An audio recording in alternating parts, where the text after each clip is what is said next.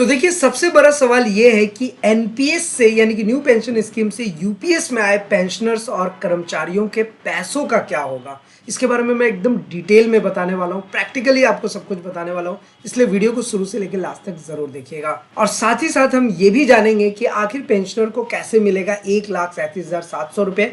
पूरा कैलकुलेशन, हिसाब किताब सब कुछ बताने वाला हूँ हर बार की तरह। तो फिलहाल आपसे रिक्वेस्ट यही करेंगे कि अगर अभी तक आपने ईटीएच इंडिया चैनल को सब्सक्राइब नहीं किया है, सब्सक्राइब कर दीजिए, बेल आइकन को दबा दीजिए, सो दैट ऐसे लेटेस्ट इन्फॉर्मेशन आपको हमेशा मिलते रहे। और यहाँ पर आपको पता ही है कि जो पेंशनर से रिलेटेड इंपॉर्टेंट इन्फॉर्मेशन होता है वही हम आपके साथ शेयर करते हैं। अब चाहे वो पेंशनर को OROP3 का एरियर हो जो 1890 रुपये कैसे मिलेगा, 26 जनवरी में किस रैंक को ऑनरेरी रैंक दिया जाएगा उनके बारे में हमने डिस्कस किया था, 8 CPC का फायदा किन पेंशनर्स को मिलेगा, सारी चीज़ें हम आपसे प्रॉपर वे में डिस्कस करते हैं। तो इसलिए मेक श्योर रहे कि आपने ईटीएच इंडिया चैनल को सब्सक्राइब किया हुआ है। चलिए फिलहाल आते हैं हम अपने टॉपिक पे। इसके साथ साथ हमने आपको ये भी बताया हुआ है कि स्पर्श पेंशन पोर्टल को ऑपरेट कैसे करना है, लॉगिन कैसे करेंगे, सारा कुछ प्रैक्टिकली बताया हुआ है। लाइफ सर्टिफिकेट खुद से कैसे सबमिट करेंगे, इन सारे वीडियोस के लिंक्स आपको नीचे डिस्क्रिप्शन में मिल जाएंगे। फिलहाल हमारा टॉपिक ये था कि एनपीएस से यूपीएस में आए पेंशनर्स और कर्मचारियों का पैसा का क्या होगा, और इसके बारे में डिटेल में मैं आपको बताने वाला हूँ। क्योंकि देखिए अभी ना एनपीएस के बारे में बहुत सारी बात की जा रही थी, और उसके बाद अब जब यूपीएस आ गया, यानी कि यूपीएस का मतलब होता है यूनिफाइड पेंशन स्कीम, तो जब यूपीएस आ गया तो अब इसके ऊपर बहुत सारे न्यूज़ चल रहे हैं। तो हमें ना एग्जैक्ट सही इन्फॉर्मेशन पता होना चाहिए। देखिए सबसे पहली चीज़ तो ये जान लीजिए कि यूपीएस यूनिफाइड पेंशन स्कीम अभी लागू नहीं हो गया, हाँ लाया जरूर गया है भारत सरकार की तरफ से, और मैं आपको अभी सारा कुछ बताऊंगा, इसका पूरा चिट्ठा खोलने वाला हूँ कि किस तरीके से अग्निवीर स्कीम ला करके मतलब उसको ना थोप दिया गया था, उसका कोई बेनिफिट नहीं हुआ। मैं आपको सच बता रहा हूँ, यूपीएस भी ना कुछ इसी तरीके से सरकार कर रही है कि इसको ना थोप रही है, इसका कुछ बेनिफिट नहीं होने वाला है। सबसे बढ़िया सबसे अच्छा स्कीम जो था वो ओपीएससी था, जिसे हम ओल्ड पेंशन स्कीम के नाम से जानते थे। लेकिन चलिए हमें इसके बारे में सारा कुछ पता होना चाहिए तो हम इसे जानेंगे। लेकिन अग्निवीर को जैसे थोपा गया, यूपीएस को भी ऐसा थोपा जा रहा है, इसमें कहीं कोई डाउट नहीं है, और बहुत जल्दी ये यूपीएस इम्प्लीमेंट भी हो जाएगा। लेकिन पेंशनर और कर्मचारी के पास ये ऑप्शन होता है कि वो यूपीएस सेलेक्ट करे या ना करे। तो इसमें हमेशा ये क्वेश्चन ये बनता है कि क्या एनपीएस से यूपीएस में शिफ्ट होंगे तो क्या फायदा होगा या नुकसान। और अभी 8 CPC आने वाला है, जैसे कि 7 CPC आया था तो उसमें हमने देख लिया कि एनपीएस में क्या फायदा हुआ है। अभी 8 CPC आने वाला है, तो इसमें एनपीएस या यूपीएस में क्या बेनिफिट हो सकता है कर्मचारी या फिर पेंशनर को।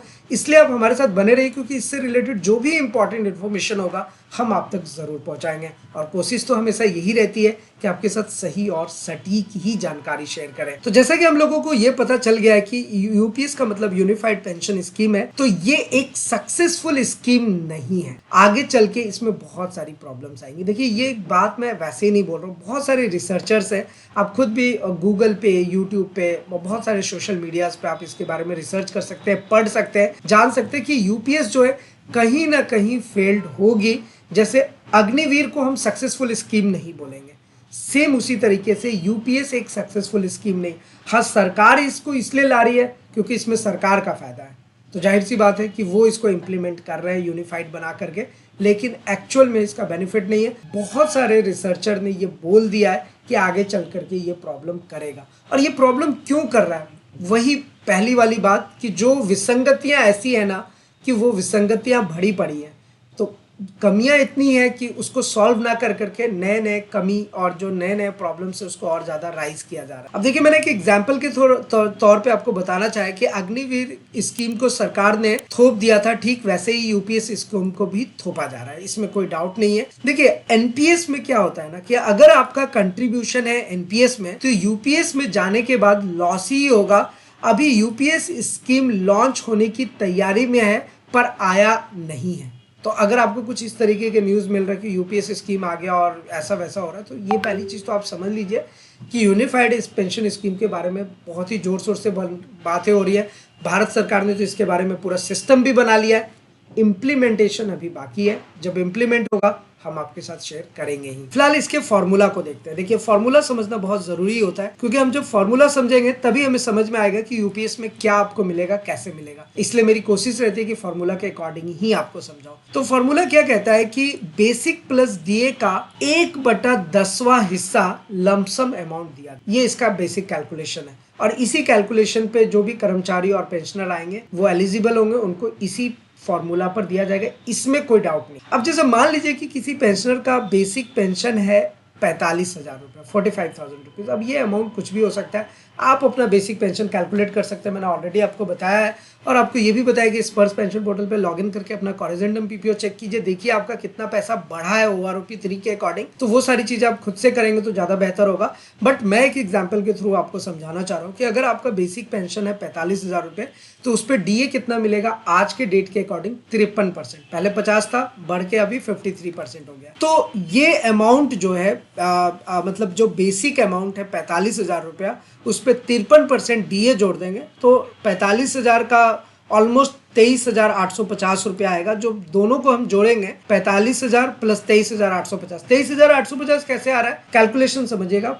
53% डी है। अगर 45,000 सैलरी है, उसका 53% निकालिएगा तो 45,000 के आधा अमाउंट जो आएगा उससे ज्यादा। अगर 100% डीए होता तो आपका कितना हो जाता, 45,000 प्लस 45,000। तो ये बेसिक कैलकुलेशन है, ये आप अच्छे से समझ सकते हैं। तो 23,850 आया, तो अभी हमारे पास टोटल कितना आ गया, 68,850 रुपये। ठीक है, ये मैं जो आपको फॉर्मूला बता रहा हूँ ये यूपीएस का फॉर्मूला बता रहा हूँ, अभी ये कंप्लीट नहीं हुआ। 68,850 रुपये, आप इस फॉर्मूला को समझ लीजिए कैसे ये आ रहा है। इसका 1/10वां हिस्सा, जो क्योंकि इसका फॉर्मूला क्या कहता है, बेसिक प्लस डीए का 1/10वां हिस्सा। तो अगर 1/10वां हिस्सा अगर हम निकालेंगे तो 68,850 गुना 1/10 कर देंगे तो 6,885 रुपये आएगा। ये तो सिंपल कैलकुलेशन है, 10वां हिस्सा अगर निकालना है तो 6,885 रुपया हमारे पास समथिंग अमाउंट आ जाएगा। अब यहाँ पर इसे आप ऐसे समझ, ये अमाउंट निकालना तो आ गया, तो आप अपने पेंशन के अकॉर्डिंग, अपने सैलरी के अकॉर्डिंग इसे कैलकुलेट कर लीजिए। अब अगर कर्मचारी ने 10 साल सेवा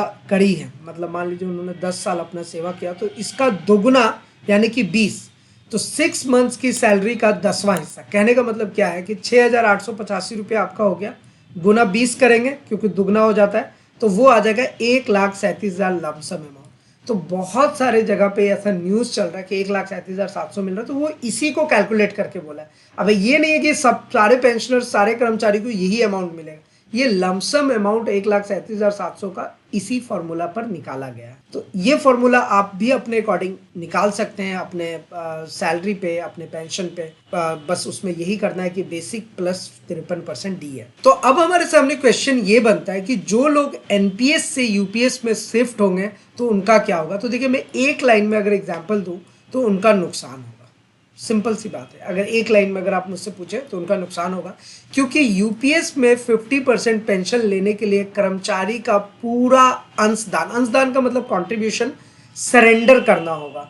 तो केवल लास्ट बेसिक का 1/10 हिस्सा सिर्फ देखने के लिए दिया जाएगा, बाकी पैसों का नुकसान। तो सिंपल सी बात यह है कि आपको तो लास्ट बेसिक जो मिल रहा है उसका 1/10वां हिस्सा दे दिया। अब देखने में आपको बहुत अच्छा लग रहा है कि आपको तो ये मिल ही रहा है, यूनिफाइड उन्होंने कर दिया, लेकिन जो बाकी जो पैसे हैं वो तो गए आपके काम से।